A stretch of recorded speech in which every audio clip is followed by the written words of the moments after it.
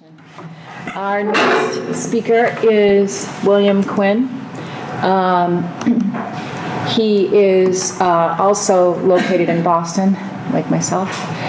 William is PhD candidate in English department at Northeastern University. His interests include modernist magazines, periodical studies, digital humanities, and specifically computational text analysis. His dissertation will explore historical variants of social media and magazines and their effect on literary production. He currently works at the Women's Writers Project as an encoder and is the project coordinator and liaison of TAPAS. Thank you. Thank you so much for being here and for letting me be here. It's an honor to meet you all and hear you all talk. I'm really excited to be here, and I'm hoping that my talk will dovetail nicely with some of the really exciting stuff I've already heard. So I'll just jump right into it. The Harlem Renaissance, in some problematic ways, has always been a part of modernism.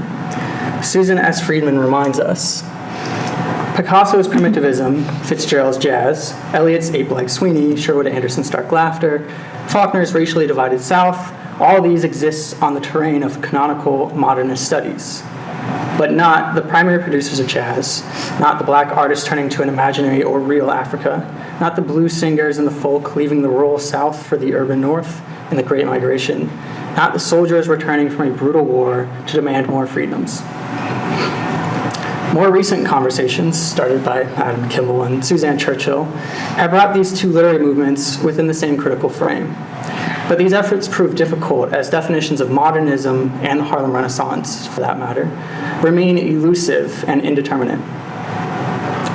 If modernism began in the magazines, as Robert Scholes and Clifford Wolfman argue, then it's important to understand the various participants within any given magazine. It might be in the magazines where we can finally see what connects between these two literary movements. I'd like to look at a few key moments in The Crisis, a major magazine of the Harlem Renaissance, and explore how letters to the editors functioned as a key mode of modernist production. More specifically, I'd like to argue two things.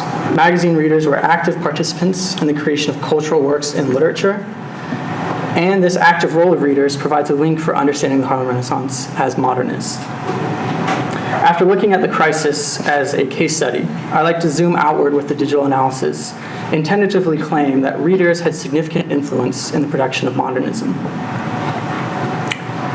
There were many men that contributed to the Harlem Renaissance. There was The Messenger, Opportunity, Fire, we might even add The Masses, plus many others that came before the turn of the century. The largest, however, was The Crisis. The Crisis was founded in 1910 as the official newsletter and literary magazine of the National Association for the Advancement of Colored People, or the NAACP. Its primary goal, as stated in its inaugural issue, was to set forth the facts and arguments which show the danger of race prejudice, particularly as manifested today, toward colored people. Many famous writers acquired critical acclaim while contributing to the magazine, including Jessie Fawcett, the magazine's literary editor, James Weldon Johnson, Captain Cullen, Gwendolyn Bennett, and Zora Neale Hurston. While the famous authors who appeared in The Crisis are well known, less familiar are its readers. To explore how the magazine called upon its readers, I'd like to start with just the fourth issue of The Crisis, where W.E.B. Du Bois posted this short blurb in the front matter. He writes, "Do not hesitate to criticize us. We want ideas. We want short, live articles with facts done into English. We are not anxious for opinion, and we write poetry ourselves. If you do not get your copy, write us. If you do and like it, write us. If you do not like it, do not fail to write us. Have you got any interesting pictures along the color line? Send them to us. In fact, help us to help you and yours." From its earliest years, The Crisis expressed the importance of its readers, and perhaps more than most magazines at the time, relied on its readership to accomplish its political and cultural goals.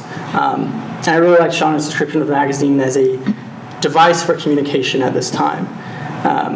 And I think one thing I'm trying to get at is how that device unsettles traditional views of literary production with producers and consumers. What I'm trying to explore here is how consumers actually got involved with the production itself.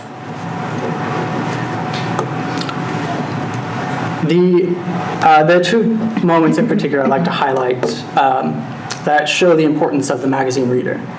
The first is a published correspondence between Henry E. Baker and Lloyd Osborne. Baker, the third African American to enter the U.S. Naval Academy, wrote to Lloyd Osborne critiquing one of Osborne's protagonists in The Kingdoms of the World. At the time of their exchange, Osborne's novel was being serialized in Munsey's magazine, a very large magazine at the time.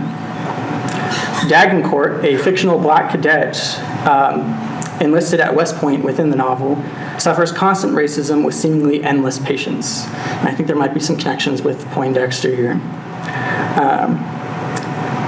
Baker criticizes the portrayal of Dagencourt, writing, Dagencourt as a mere character in the literary world may be plausible, but as a type of better educated colored man, it is not only a positive impossibility, but a harmful suggestion.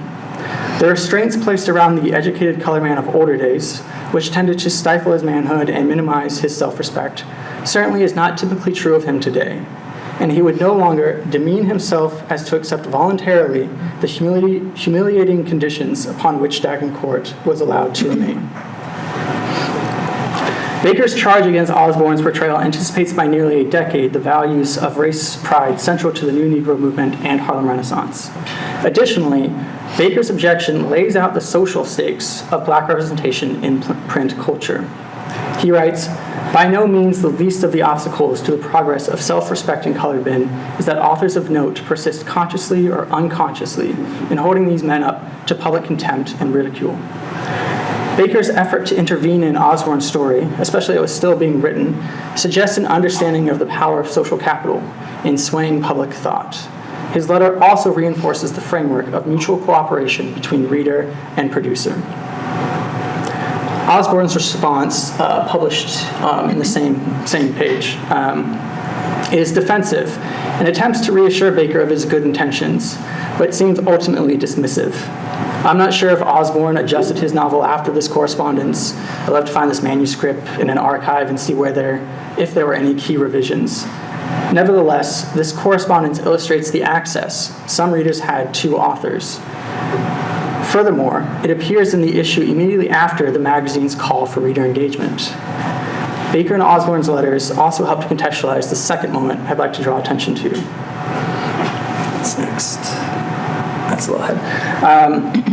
In January 1917, Nicholas Vachel Lindsay wrote to J.E. Spingarn, chairman of the NAACP, asking why his poems had been denounced by the colored people for reasons he could not fathom.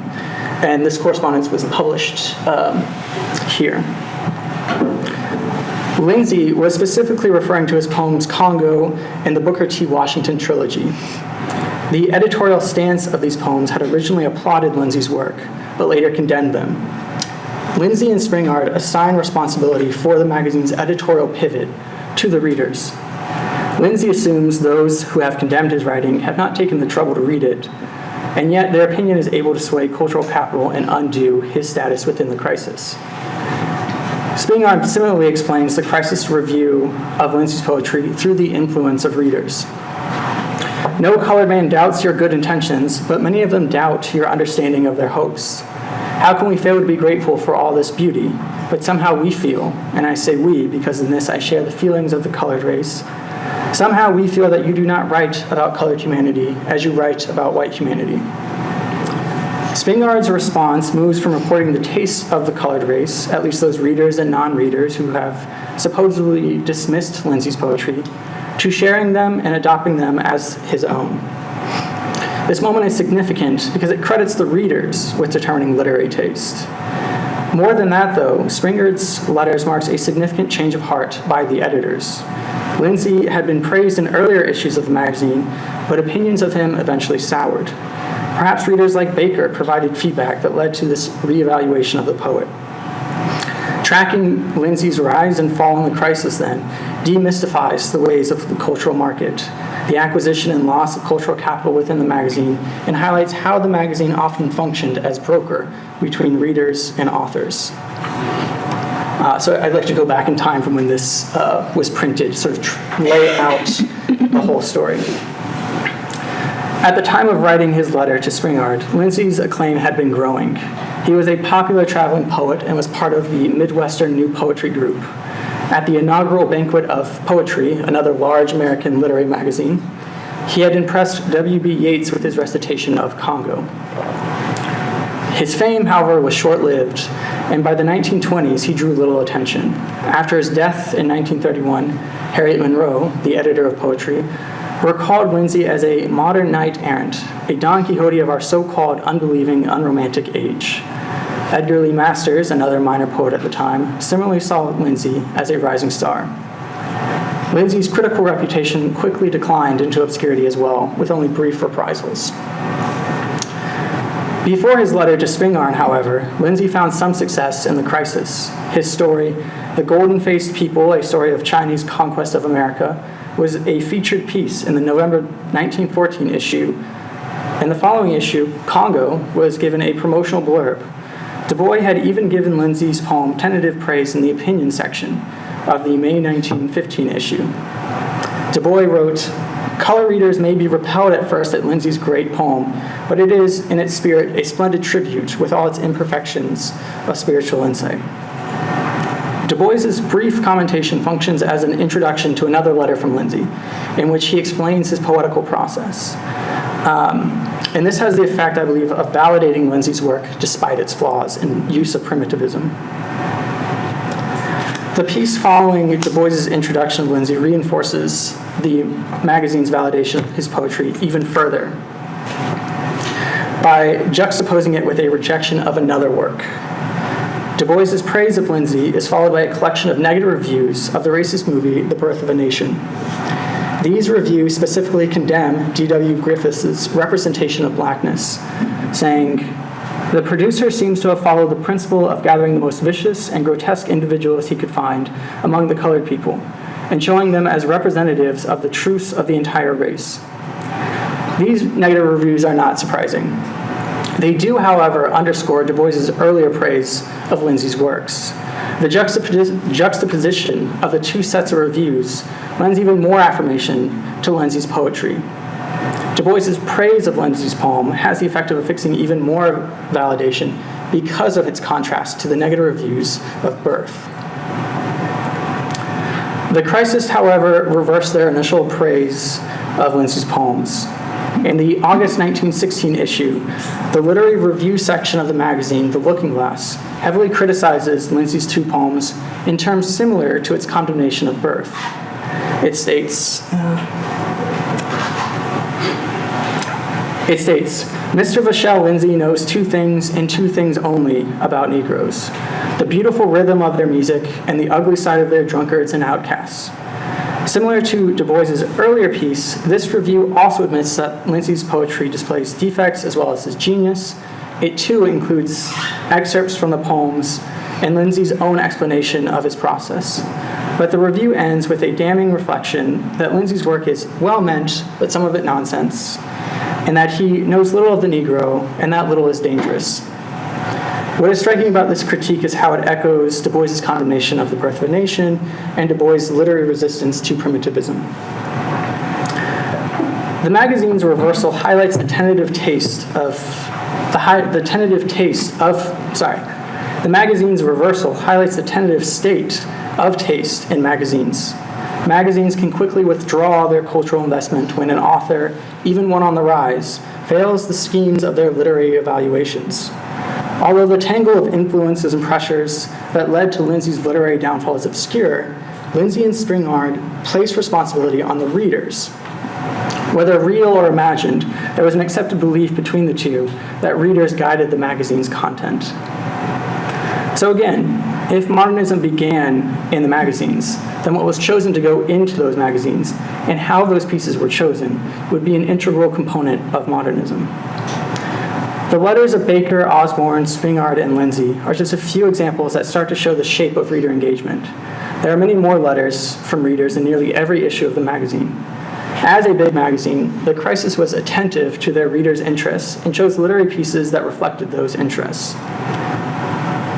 Determining the extent of readerly influence, or any kind of causality, in literary studies is very tricky. The letters I've shown suggest that readers were important players in the field of cultural arts. but there's more work to be done with the crisis in other magazines. To conclude, I want to, I should show, here's a timeline to sort of lay it out in chronological order of Lindsay's praise by Du Bois, then his eventual critique and downfall. To conclude, I want to briefly and tentatively supplement the anecdotal evidence of these letters with a computational analysis. And I want to tread carefully because it might be a bit drawing to go from sort of close reading of letters to then suddenly computational math.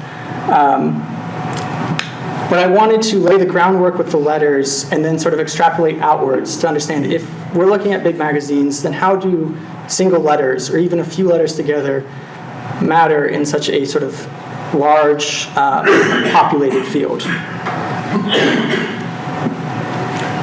Using a method called topic modeling, I'm able to reduce each article, letter, and other poem and other genres to a set of topics. And I'd be happy to discuss the technical details afterward, but for now it helps to know that topic modeling can be a useful way to search for general information, especially when that information is unstructured. In my model, for instance, each letter is composed of some ratio of topics. These topics might signify schooling and education, or advertisements, or political news. One way to think about how topic modeling works is it reads the entire corpus first and says, these words seem to be appearing together, so they must be a topic. And then it reads through it again and says, I'll assign this topic to this document. It's kind of a rough explanation. Topic models are far from perfect, but they provide a useful way to compare lots of texts and genres. The Modernist Journals Project has provided hundreds of magazine issues. They have also encoded them in a way that makes it possible to differentiate genres, like fiction, from poetry. Once the topic model has been made, we can go a step further and compare how genres change over time. More specifically, we can ask which genres mimic other genres. Again, I'm happy to talk more about what's going on here later, but I want to focus on what I think, and I say this again tentatively, this is showing. This chart shows how genres in the crisis became more or less similar to each other over time. Significantly, these results suggest that from 1915 to 1917, or the right side of this slide, these results suggest that articles and pieces of fiction adopted many of the topics appearing in the letters to the editors from the year before. This just happens to be the time frame that Lindsay lost his literary status in the magazine and overlaps with the letters that I've shown between Lindsay and Spingarn. Again, these results are far from conclusive in any sense, but they do add weight to the letters of Baker and Spingarn. For this 3-year period, it seems that whatever readers were writing about in their letters to the editor, authors and other writers would be writing about them in the next year. Ultimately, I'm not sure whether the Harlem Renaissance is or is not a part of modernism in the conventional sense. Nevertheless, their formations were both shaped in significant ways by magazines and their readers. Thank you.